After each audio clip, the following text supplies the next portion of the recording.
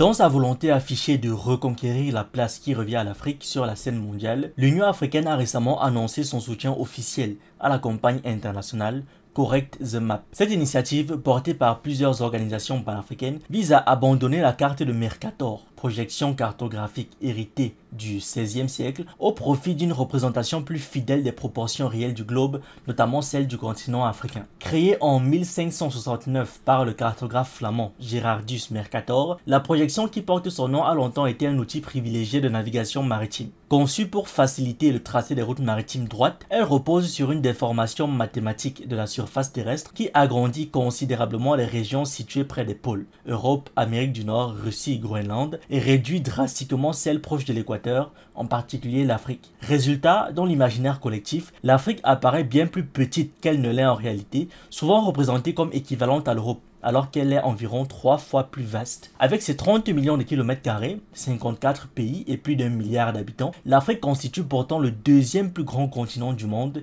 derrière l'Asie. C'est cette distorsion visuelle devenue au fil des siècles un standard dans les manuels scolaires et les atlas que les initiateurs de la campagne dénoncent comme une forme de désinformation cartographique qui contribue à marginaliser l'Afrique dans les esprits. Pour y remédier, la campagne Correct the Map propose l'adoption de la projection Equal Earth, développée en 2018 par les cartographes Bojan Savric, Bernard Jenny et Tom Patterson. Contrairement à Mercator, Equal Earth préserve les surfaces réelles des continents et des pays, tout en offrant une vision plus harmonieuse et plus équitable de la planète. Cette projection se veut à la fois scientifique et symbolique. Elle restitue à l'Afrique sa véritable taille et sa centralité géographique, rompant ainsi avec des siècles de représentations biaisées qui ont influencé les perceptions, l'éducation et même certaines politiques internationales. Pour Selma Malika Haddadi, vice-présidente de la Commission de l'Union africaine, il ne s'agit pas simplement d'un débat technique sur la cartographie. La carte de Mercator n'est pas une simple carte. Elle nourrit l'illusion que l'Afrique est marginale alors que notre continent est un acteur central du monde. Ces stéréotypes ont façonné l'éducation, influencé les médias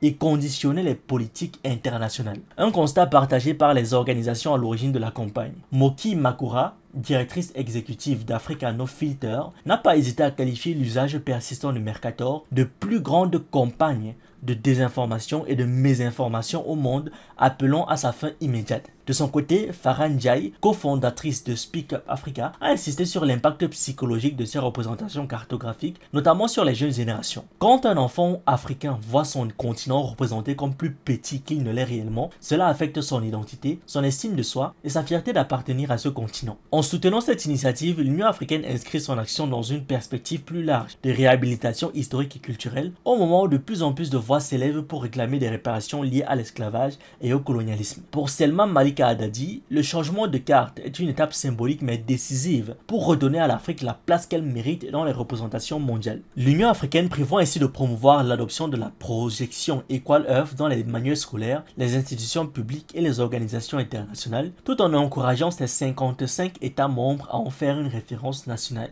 La campagne Correct the Map a déjà franchi une étape importante en soumettant une demande officielle à l'organisme géospatial des Nations Unies, l'UNGGIM, chargé de coordonner les questions cartographiques à l'échelle mondiale. Le dossier doit être examiné par un comité d'experts avant une éventuelle validation. Si cette réforme venait à être adoptée par l'ONU, elle pourrait marquer un tournant majeur dans la manière dont le monde conçoit ses propres représentations spatiales. Plus qu'une simple question technique, c'est une bataille de perception et de reconnaissance, celle d'un continent longtemps marginalisé dans les cartes et les récits et qui entend désormais imposer son image réelle au reste du monde. Merci d'avoir regardé cette vidéo, n'oubliez pas de liker, de partager et de donner votre avis en commentaire. Vous pouvez aussi nous suivre sur nos différentes plateformes Facebook, YouTube, TikTok et surtout sur le réseau social africain d'Iba World, disponible sur Android et iOS. Pour ceux qui le souhaitent, vous pouvez aussi rejoindre notre communauté WhatsApp.